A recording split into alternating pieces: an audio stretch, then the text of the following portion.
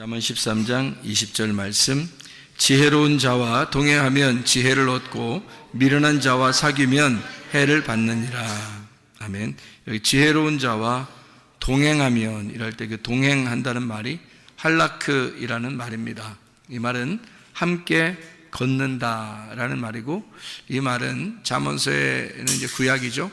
구약에 있는 어떤 사람이 하나님과 동행하셨는가라고 하면은 에녹이라는 사람하고 노아라는 사람이 하나님과 동행하였더라 할 때 그 동행이거든요. 그러니까 하나님과 동행하는 것처럼 지혜로운 자와 동행하면 함께 걷는다, 그 말입니다. 그렇게 하면 지혜를 얻는다 그랬습니다. 그 지혜가 뭘까? 지혜는 생명나무가 되는 것이고, 지혜는 예수님 말씀을 말합니다. 그러니까 예수님 말씀이라는 것을 얻는다 그 말이에요. 지혜를 얻는다 그 말이에요. 그러니까 세상 지식을 아무리 많이 얻어도 그건 지혜가 아니에요. 생명나무가 되시는 예수님을 얻어야 지혜를 얻는 것이다, 그렇게 말씀할 수가 있는 거죠. 또 미련한 자와 사귀면 해를 받는다라고 해서 이 미련한 자라는 말이 캐실이라는 단어입니다. 이 캐실이라는 단어는 살찐, 미련한, 바보 이렇게 말하는 거죠. 그러니까 미련한 자와 사귀면 이게 카살, 살찌다, 미련하다, 바보를 말하는데요. 바보, 그러니까 그러니까 우리가 생각하는 그런 개념하고는 좀 틀려요. 바보, 그러니까 여러분 밖에 바보 다 이렇게 살찌, 그런 의미로 성경을 보면 안 된다 그랬죠. 이게 그러니까 너무 자기만 많이 먹어서 살이 쪘다 이거예요. 그러니까 이거는 우리가 쉽게 얘기해서 밥을 많이 먹었다는 말이 아니고 말씀을 많이 알고 있는 사람을 말하는 겁니다. 그러니까 자기가 말씀을 많이 알고 있다고 생각하는 사람들 있죠. 왜? 그게 무슨 말이냐면 하나님의 진리의 말씀이 있어요, 따로. 근데 그런 거 말고 자기가 성경 그래도 많이 배웠다, 나는 성경 많이 알고 있다, 성경 많이 읽었다, 뭐 이런 거 있잖아요. 자기 그래서 뭐 지도자 역할도 하고 그러잖아요. 그런 사람하고 동행을 하게 되면 이 말입니다. 다시 말하면 미련한 사람, 살찐 사람, 바보. 하나님 보실 때 바보죠. 그러니까 하나님 보실 때는 어떤 할머니나 할아버지나 또는 어린아이라 할지라도 순수하게 하나님 말씀 사모하면서 그 말씀 따라 살려고 하는 사람, 이게 지혜로운 자예요. 하나님 보실 때는. 그러니까 미련한 자는 그냥 자기가 많이 알고 있다고 생각하는 건 살찐 사람을 말하는 것입니다. 그러니까 이건 자기 생각이 많이 들어가 있는 거죠. 자기로서 많이 들어가 있는 이런 사람하고는 사귀지 마라라는 말이 라아입니다. 이게요, 돌보다, 함께 먹다, 친구 이런 말인데, 함께 먹지 마라 그 말이에요. 그런 사람하고는 함께 먹지 마라 그런 말입니다. 그러니까 바보, 미련한 자, 살찐 자하고는 함께 먹지 마라. 그래서 여기 교회에서 좀 살이 좀 쪘다는 사람들이 저거 내 얘기하는 것이 아닌가 이렇게 생각하면 안 돼요. 그런 말이 아닙니다. 그러니까 그런 사람들하고 같이 먹을 수 있어요. 그런 사람들하고 같이 먹으면 진짜 맛있게 먹죠. 뭘 먹어도. 뭐 살찐 사람들하고 같이 먹으면, 살찐 사람이 진짜 맛있게 먹잖아요. 그러면 옆에서 먹을 때 재밌잖아요. 그런 사람들하고는 같이 먹을 수 있죠, 재밌게. 이런 밥을 얘기하는 게 아니에요, 실제로는. 그래서 그런 사람하고 사귀지 마라, 함께 먹지 마라는 말이고, 해를 받는다는 말이요, 루아입니다. 손상시키고 파괴한다 그 말인데, 지혜자의 말이 안 들리도록 소리를 쳐서 귀가 먹게 한다는 뜻입니다. 그러니까 설교할 때 소리 빽빽 지르고 그런 의미가 아니에요. 또 이것도 그런 의미로 보면 또 이거 아닌데 이렇게 다 하지 마시고, 그런 게 아니라 이런 거예요. 미련한 자가 많이 알고 있다고 생각하니까 그 사람이 자꾸 얘기를 하면 자꾸 듣는단 말이에요. 듣다 보면은 자기가 진짜 하나님 앞에 순수하게 주님 만날 수 있는 것들도 다 여기서 파괴시켜 버린다고요. 그래서 그런 말씀을 못 듣게 만들어요. 제가 그런 사람 많이 봤습니다. 그런 사람이요. 그러니까 이 사람이 뭐 책을 많이 봐요. 책을 뭐 엉뚱한 책이 아니라 기독교 서적을 많이 본다고 그래요. 그 기독교 서적을 많이 보면 성경이나 보지 말아요. 성경 보면 순수한데 기독교 서적을 많이 본단 말이에요. 그럼 기독교 서적을 쓴 사람이 하나님의 성령에 감동해서 쓴 사람도 있겠지만 그렇지 않은 사람이 대부분이거든요. 그럼 그렇지 않은 사람들의 책을 읽으면 어떻게 되겠어요? 그 사람들의 글이, 그 사람들의 말이 자기 귀를 파괴시켜버려요. 다른 말 안 들리게 만들어놔요. 그게 미련한 자라는 거예요. 미련한 자와 함께 먹는 거예요. 그게 우리가 책을 읽는 거를 뭐라 그래요? 책을 읽는 거, 성경책을 읽는 걸 뭐라 그래요? 성경책을 말씀을 듣는 걸 뭐라 그래요? 이걸 먹는다 그러는 거예요. 성경에서 말하는 건 이걸 먹는다 그렇게 말하는 거예요. 그런데 다른 책들을 많이 듣고 많이 보고 이렇게 하면 어떻게 되겠어요? 그걸 먹는 거란 말이에요. 함께 먹는 거란 말이에요. 그 사람과 함께 먹는데 그 사람이 성령 충만한지 우리가 어떻게 알아요? 성령 충만한 사람이 아마 책을 쓴 사람 가운데도 있겠는데 대부분은 아니란 말이에요. 돈벌이를 위해서 책을 쓴 사람도 있을 것이고 또 그냥 자기 아는 거 좀 자랑하고 싶어서 뭐 책을 쓴 사람도 있을 것이고 할 일 없어서 쓴 사람도 있을 것이고 그럴 거 아닙니까? 아무리 기독교 서적이라 할지라도. 그래서 그런 거는 참 지혜로운 자와 동행하는 게 아니에요. 미련한 자와 동행하는 것입니다. 제가 책을 많이 읽었다고 하는 사람들 상대해 보면 정말 성경을 모르더라고요. 정말 성경을 몰라요. 그리고 근데 또 자기는 또 아는 게 굉장히 많다 그래. 또 참 어리석은 사람들 말이에요. 그게 오히려 손해다 하는 얘기입니다. 이게 순진해야 돼. 순진해야 돼요. 그 베드로전서 2장 2절에 보면 말해요. 갓난 아이들처럼 신령한 순수한 그 신령한 젖을 사모하라 그런 말 있죠. 예, 그러니까 갓난 아이들처럼 그렇게 신령한 젖을 사모하라 그래요. 그게 신령한 젖이 뭐겠어요? 모유예요, 모유. 모유를 아주 사모하라 그런 말이거든요. 자기를 태어나게 한 엄마의 젖을 사모하라는 얘기인데 그게요, 자기를 거듭나게 한 게 뭐예요? 하나님 말씀이죠. 그럼 이 하나님 말씀이 나에게는 모유라고요. 그럼 이 말씀이 나를 거듭나게 한 이 말씀을 갓난 아이는 태어났으니까 여기서 출생을 했으니까 이 말씀을 사모해야 된다는 그런 말이거든요. 이 순진한 말씀, 순전한 말씀을 사모해야 된다 그 말이에요. 아무리 그렇게 얘기해도 말이에요, 이 하나님 말씀이 천국인 걸 잘 모르니까 이거 막 사모한다 이런 마음이 별로 없는 사람도 많아요. 안타깝죠. 갓난이라는 게 RT라는 말인데요, 갓난 아이 태어났다는 말이 겟네토스라는 말인데 RT 지금 막 현재 지금 막 태어났다라는 말이에요. 갓난 아이들, 갓난 아기들이 눈 감아도 막 입 벌리고 그러죠. 먹고 싶어서, 그죠? 전 먹고 싶어서 그런다고요. 눈 감고도 막 입 벌리고 그래요. 그런 아이들처럼 신령한 젖을 사모하라는 뜻이에요. 그게 머리를 딱 굴려가지고 오늘은 내가 입을 벌려서 엄마 젖을 먹어야 되겠다 이렇게 생각하고 먹겠어요?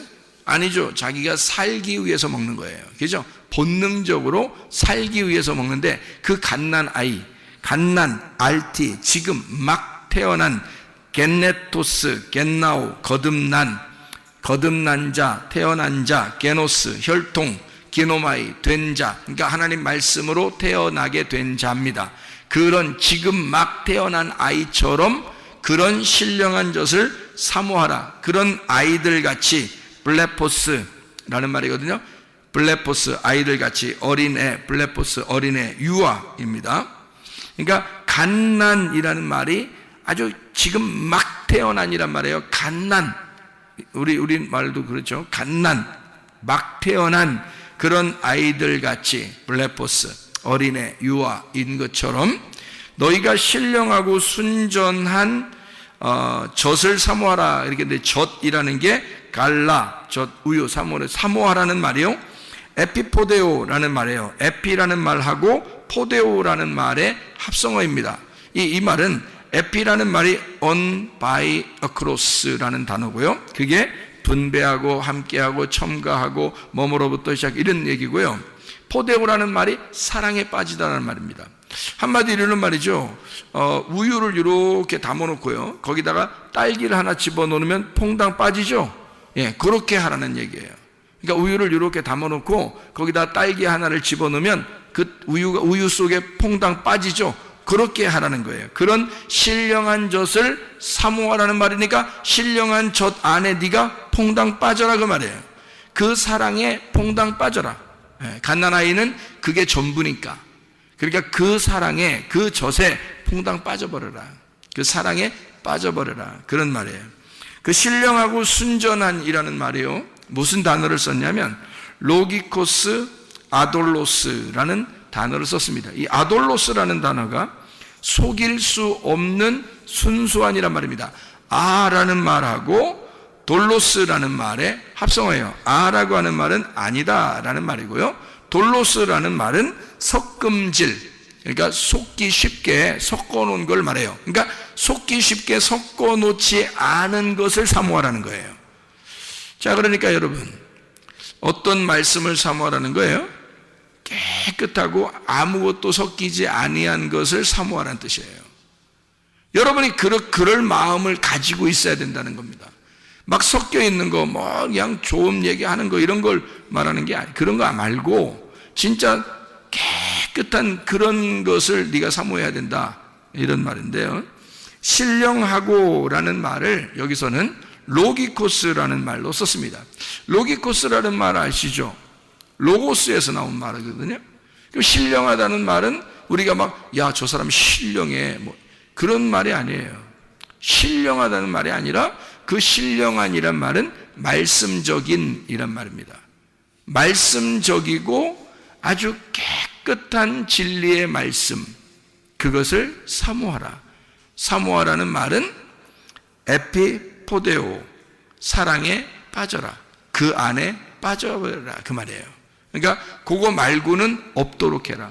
너를 완전히 그냥 푹 파묻히게 만들어라 그거예요. 그렇게 진리의 말씀을 사모하는 자들이 돼야 된다, 이런 얘기입니다.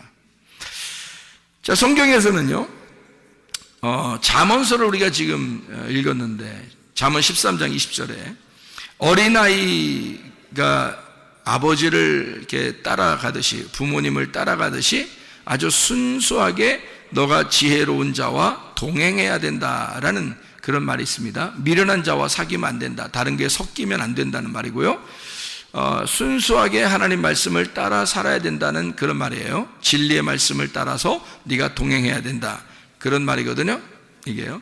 그러면 그렇게 안 되면 어떻게 해요? 그렇게 안 하면, 그렇게 안 하는 것 같으면 어떻게 해야 되겠어요? 가만 내비둬야 돼요?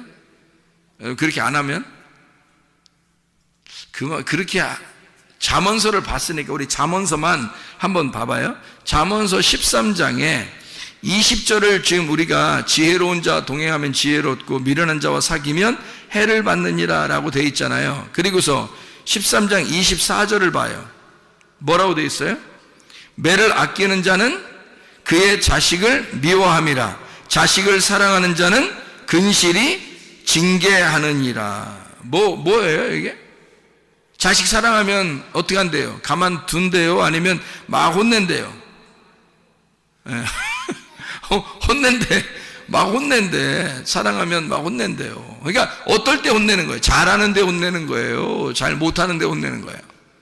잘 못하면 혼낸다는 거예요. 그러니까 자식이니까 혼내는 거야. 잘 못하는데도 안 혼내는 거는 자식이 아닌 사람들만 안 혼내는 거예요. 자식인 사람들은 잘못하면 혼내는 거예요. 그래서 혼내는 거를 아끼지 말라는 겁니다. 혼내는 거를 아끼지 말아라. 왜? 혼내는 걸 아끼지 마라. 왜요? 그 말이 무슨 말이야? 혼내는 걸 아끼지 마. 초다를 아끼지 마. 매를 그냥 가만두지 마. 그 매를 아끼면 자식을 미워하는 거야. 하나님도 우리를 사랑하니까 혼내는 거예요.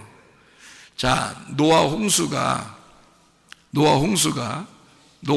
시대 때 노아 홍수가 일어났습니다.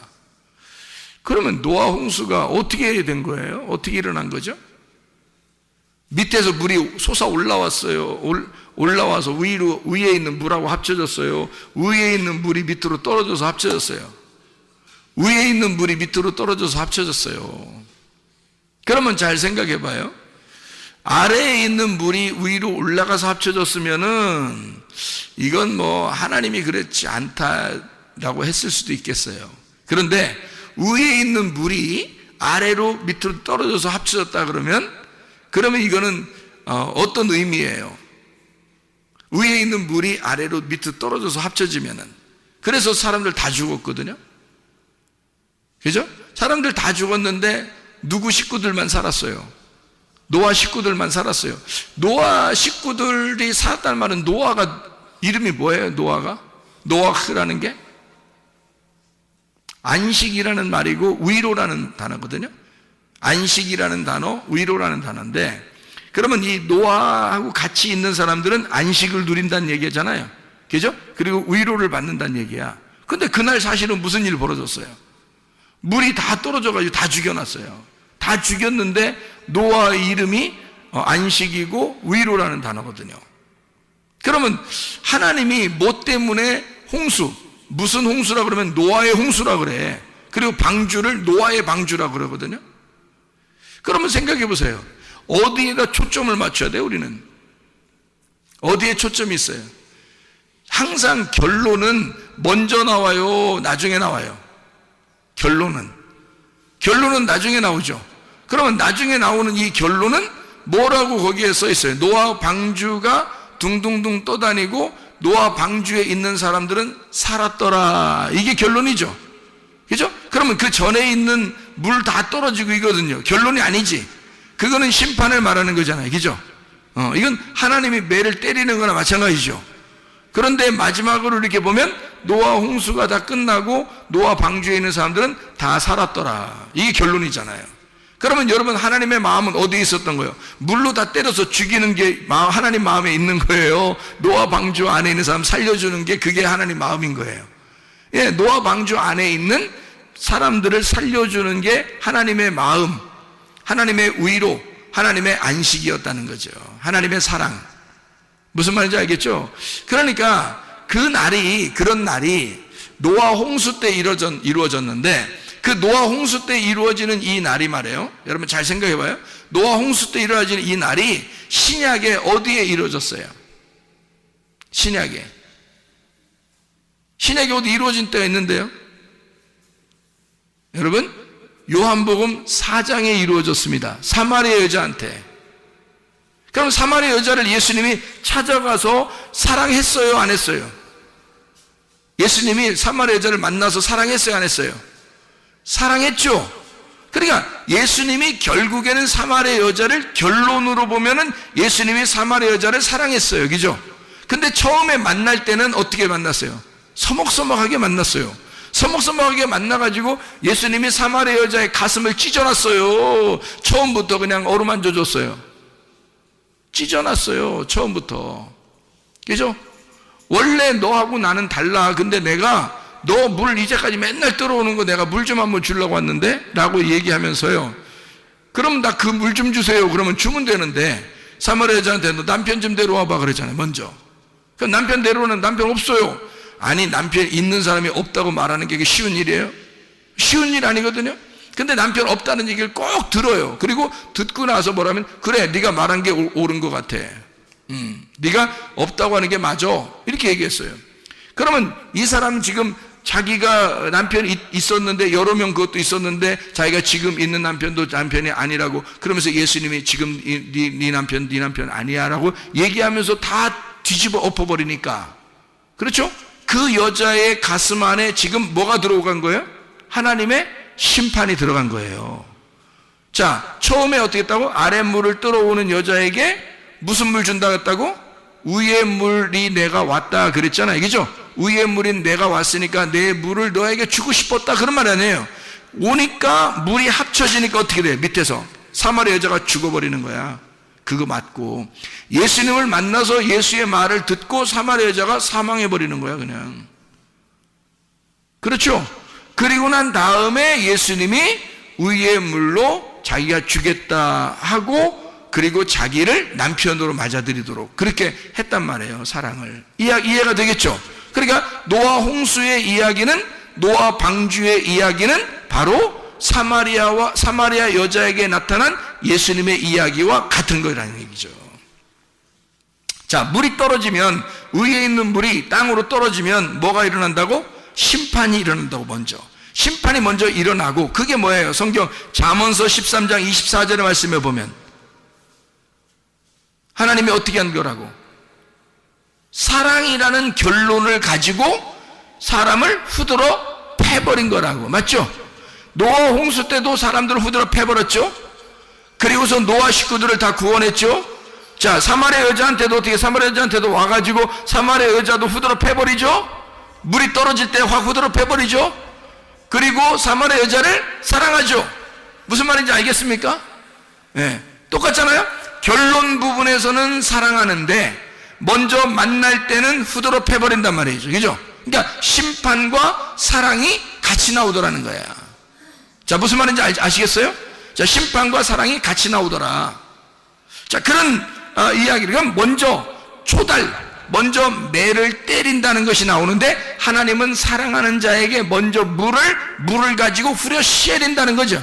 심판을 하고 초달을 아끼지 아니하고 매를 대서 자식을 혼내버린다는 얘기예요. 그리고 다시 결론의 부분에서는 널 사랑하겠다, 그렇게 되는 거죠. 무슨 말인지 알겠죠? 그러니까 왜 그렇게 이런 일들을 하냐면, 성경에 처음부터 끝까지 모든 이 말씀들은 다 나무 두 개의 이야기예요. 어떤 나무 두 개의 이야기일까요? 선악과와 생명나무에 대한 이야기라겠죠. 선악과와 생명나무가 에덴 동산에 같이 있는데, 창세기 3장에서는 뭘 먹었다고? 선악과를 먹었다고. 그럼 요한계시록에서는 뭘 먹는다고? 생명나무를 먹게 된다고. 그러면 선악과를 먹은 사람한테는 그냥 잘했어 해야 되는 거예요? 심판을 해야 되는 거예요? 심판을 해야 된다는 얘기란 말이에요.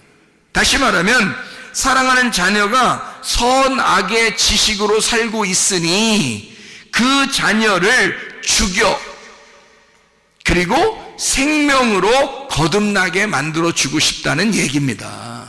이 말씀이요. 그렇죠? 그러니까 혼낸다는 얘기예요. 자, 잠언서 여러분 16장에 18절의 말씀을 보면, 잠언서 16장 18절의 말씀에 보면, 교만은 패망의 선봉이요 거만한 마음은 넘어짐의 앞잡이니라.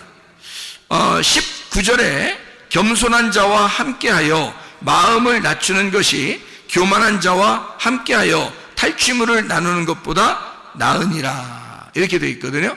그러니까 여기 지금 교만이라고 하는 것은 패망의 선봉이라, 그렇게 나오죠. 교만은 패망의 선봉이에요.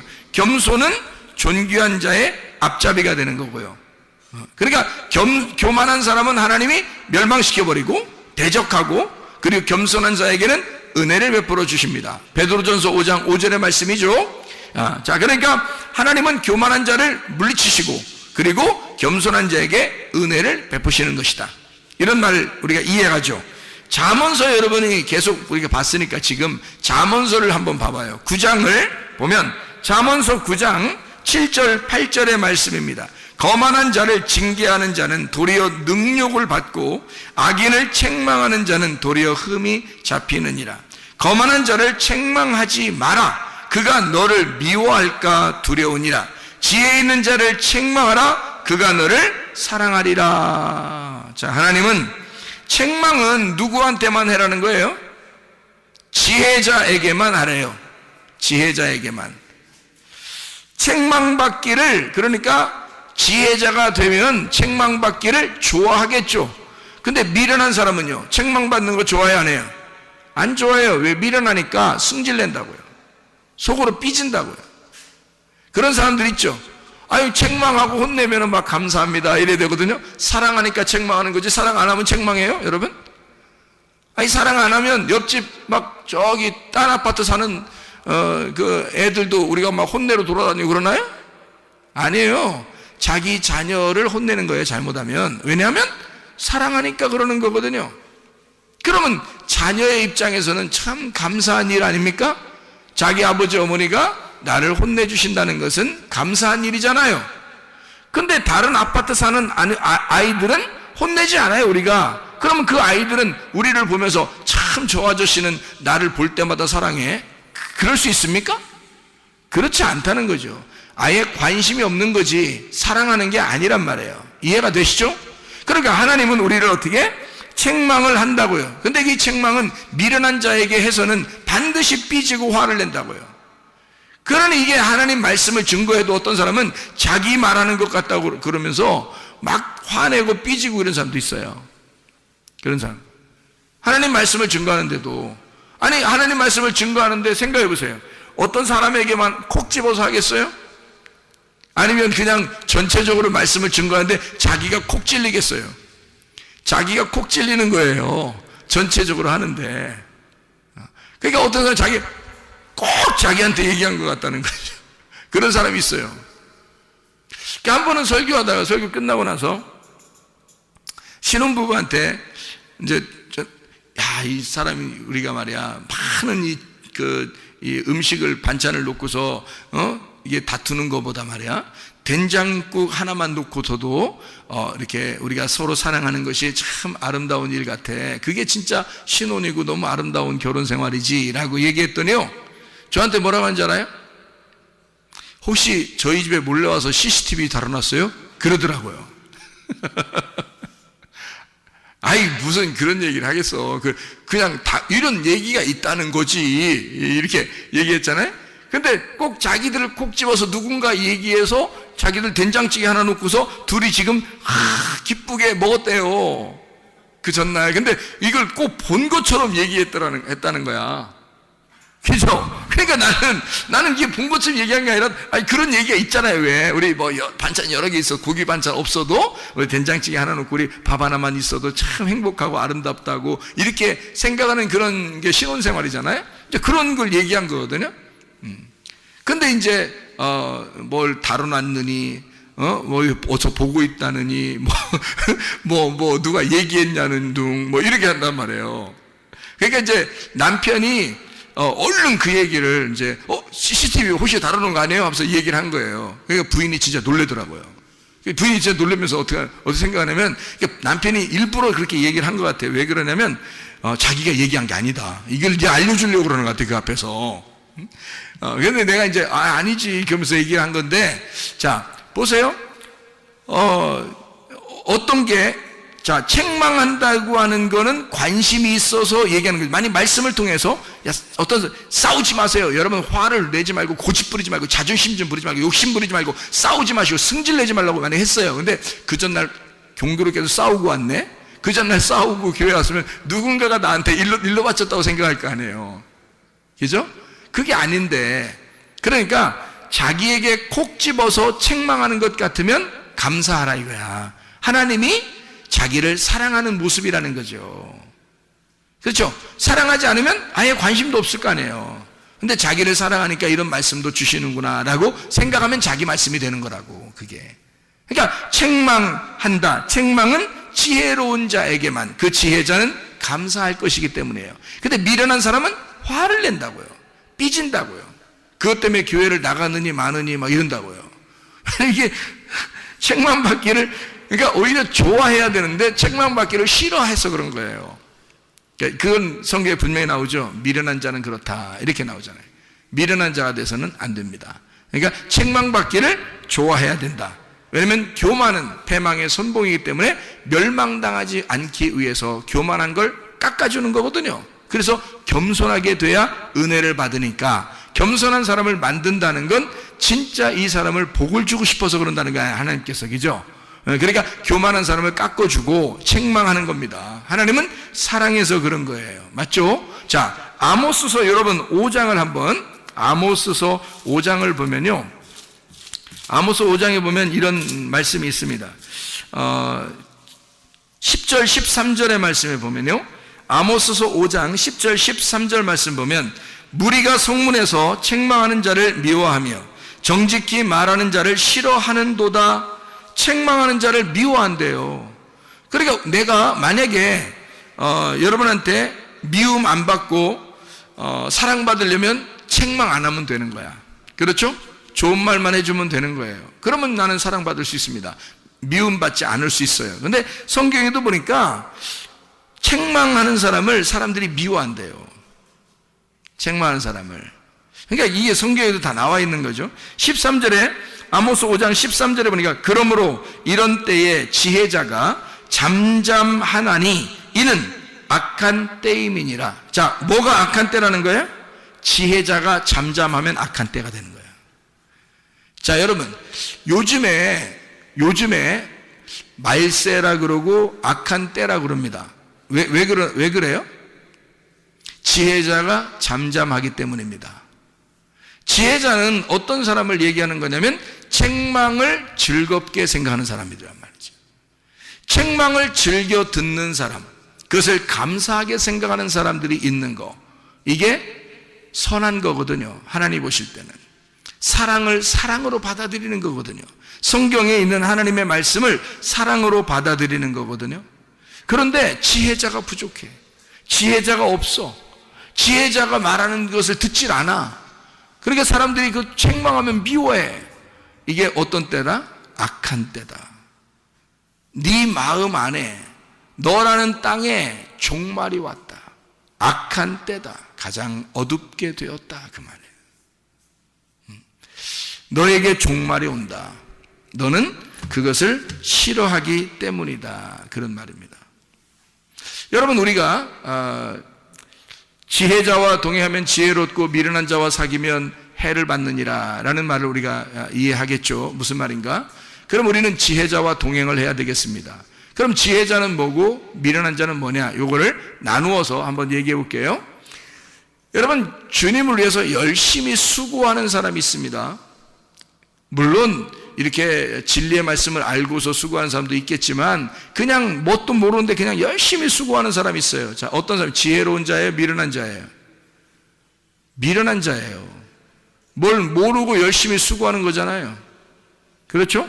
뭘 모르고 열심히 수고하는 거잖아요. 그러면 율법 안에서 수고한다는 얘기인 것이고, 이게 노력한다는 얘기고, 이게 종교라는 겁니다. 쉽게 얘기해서 자기가 그렇게 안 하면 불편한 거예요. 그래서 자기를 위한 노력을 하는 거예요. 자기를 위한 열심을 나타내 주는 거죠. 그러면 이건 어떤 관계냐면 주인과 종의 관계예요.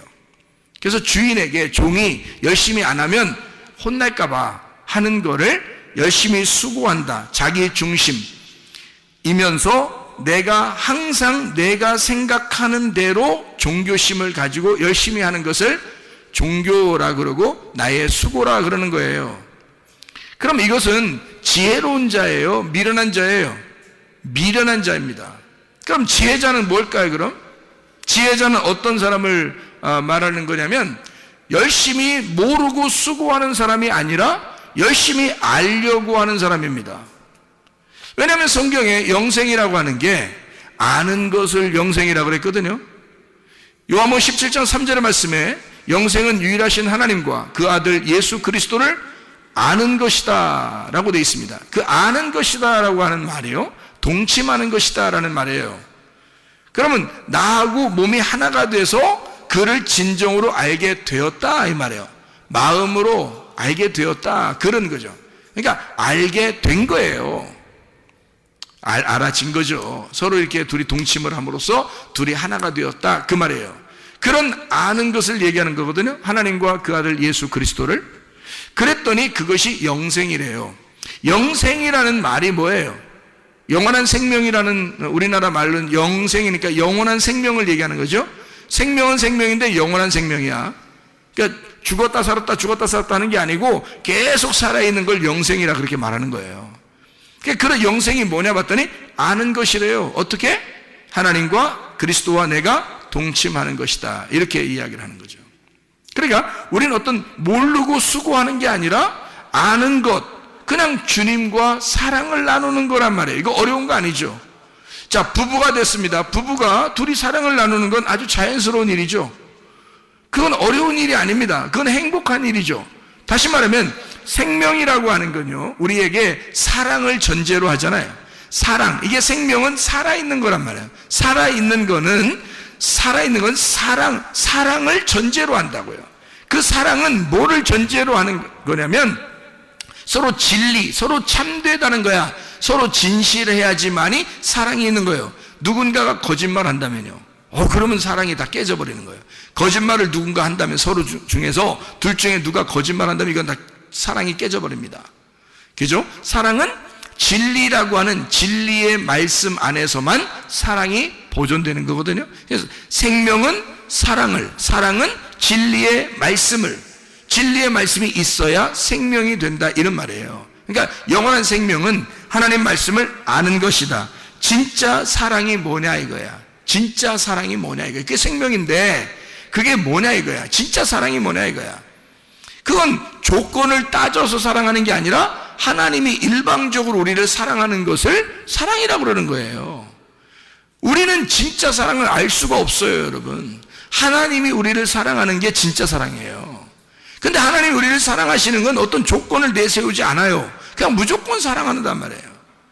그럼 그 사랑이라는 조건이 없는 그 사랑은 뭐냐 이거야. 하나님이 뭐 하는 거냐 이거야. 내가 열심히 하나님을 섬기면 하나님이 나를 사랑하겠다는 거예요. 내가 섬기든 섬기지 않든 하나님이 나를 사랑하겠다는 거예요. 하나님이 나를 사랑하겠다는 거예요. 그냥. 그렇죠? 우리가 죄인이 되었을 때도 하나님이 우리를 위하여 자기의 아들을 죽이심으로 우리를 죄 가운데서도 사랑하셨다. 원수까지도 사랑하셨다, 그 말이에요. 그런 사랑이 사람은 하기가 어렵다는 거죠. 사람의 조건적인 사랑을 가지고서는 사랑이라고 말하기가 어렵다. 하나님의 사랑이라고 말하기가 어렵다. 그럼 하나님의 사랑과 우리 사랑은 뭔가 다르다는 얘기죠. 다른 사랑을 가지고 있다는 거예요. 그럼 하나님의 사랑은 어떤 사랑이라는 거예요? 무조건적인 우리를 섬기는 사랑이라는 거예요. 하나님 아버지가 우리한테 달라고 하는 게 아니라 하나님 아버지가 우리한테 뭔가 주고 싶어서 하는 사랑을 얘기하는 거예요. 자, 우리가 언제 태어나 달라고 했어요? 만들어 달라고 했어요? 창조해 달라고 했어요? 언제 나 태어나는 거 한번 신경 써 달라고 했습니까? 우리가? 안 해요. 그냥 우리가 태어난 거예요. 누구 때문에? 하나님 때문에 되는 거예요. 아니, 엄마 아빠가 사랑해서 태어났잖아. 그런 게 문제가 아니에요. 잘 생각해봐요. 하나님이 처음부터 인간 안 만들어놨으면 우리 태어나지 않았을 거 아닙니까?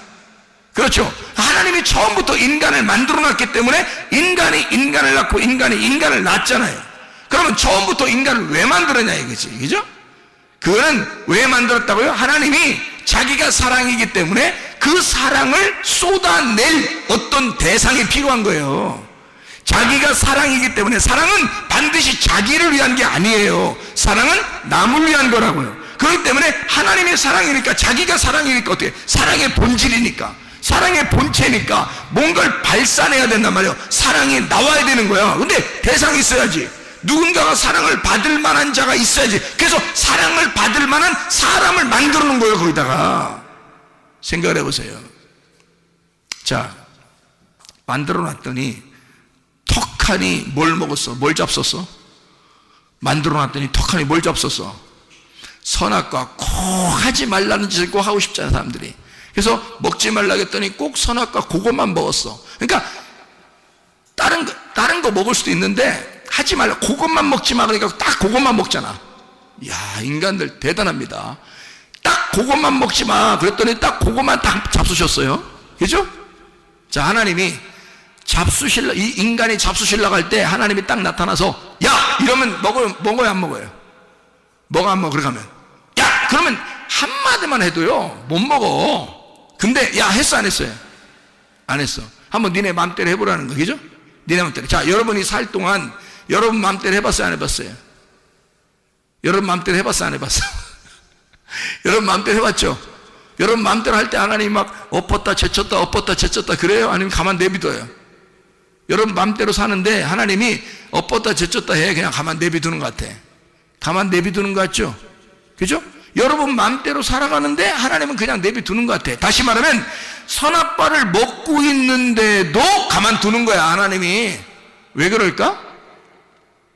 왜 그래요? 아니, 처음부터 야! 하면 안 먹는데 그러면 깔끔하잖아? 그런데 왜 그 한 소리를 안 해가지고 그냥 먹도록 냅두냐고 생각을 해보시는 거예요. 왜 그럴까? 하나님이 자신 있으니까 그런 거야. 하나님이 자신 있으니까. 니네가 선악과 먹어서 죄를 지어도 내가 너를 사랑하는 데는 변함이 없고 내가 너를 충분히 사랑할 수 있어 라는 자신이 있으니까 그러는 거야. 여러분, 여러분이 죄인임에도 불구하고 주님은 여러분을 사랑하십니다. 여러분을 사랑하실 그 자격이 있고 그분은 자신 있는 거야. 사랑만큼은 자기가 자신 있는 거야. 그러니까 여러분이 무슨 죄를 지어도 하나님이 그냥 둘 수 있어요. 왜? 너희들 아무리 죄 져도 나는 사랑만큼은 자신 있어.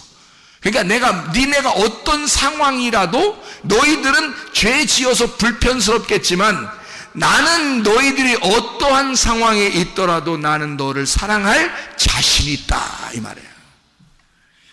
그게 하나님의 마음이라는 거죠. 자, 어떻게 해설해도 사랑하신다? 책망을 해설해도 사랑하신다. 그러니까 결론 부분에 보면 다 생명나무라는 거죠. 결론 부분에 보면 처음에 시작은 선악과로 시작했을지 모르지만 그것이 인간들이 먹어서 선악과로 시작했을지 모르지만 결론 부분에 있어서는 생명나무로 끝내겠다는 것입니다. 그러면 그 중간에 선악과를 먹은 것에 대한 책임은 누가 지겠다는 거예요? 자기가 지겠다는 거예요. 그 선악과에 대한 책임을 우리 보고 지라는 거 아니에요, 여러분. 그러니까 이게 지혜로운 자와 동행하라는 거지. 하나님은 그런 하나님이라는 걸 인정하라는 겁니다. 나는 너를 그렇게 끝까지 사랑하고 끝까지 섬기는 하나님이다 라고 하는 것이 이게 지혜다. 그냥 괜히 아는 척하고 딴소리 하는 거 그거 하나님 아는 거 아니야. 하나님하고 동침하고 하나님을 안다고 하는 것은 하나님의 사랑을 인정해달라는 것입니다. 나는 너가 어떤 상황에 있더라도 난 널 사랑할 거야. 네가 선악과를 먹었다 할지라도 난 널 사랑할 거야. 그리고 그 선악과 먹은 너를 위하여 내가 내려가 죽을 거야. 그래서라도 너를 사랑할 거야. 얼마나 감사한 이야기입니까? 하나님은 그게 자신 있는 거예요. 그러니까 먹을 때도 그냥 두는 거야. 여러분, 이게 하나님의 그 사랑입니다. 그 하나님의 사랑, 그 하나님의 사랑에 여러분 푹 빠져버리시고 어린아이가 젖을 사모하듯이 하나님의 사랑을 사모하시기를 바랍니다. 그럼 하나님은 여러분을 사랑하셔서 급기야 여러분의 필요한 것들을 다 채우시고도 남는 분이 하나님이시라 이 말입니다.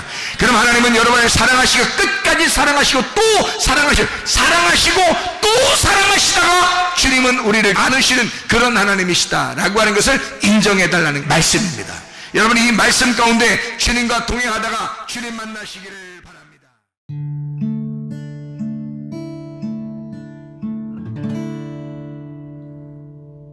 내 속에 내가 너무도 많아서 당신을 쉴 곳 없네.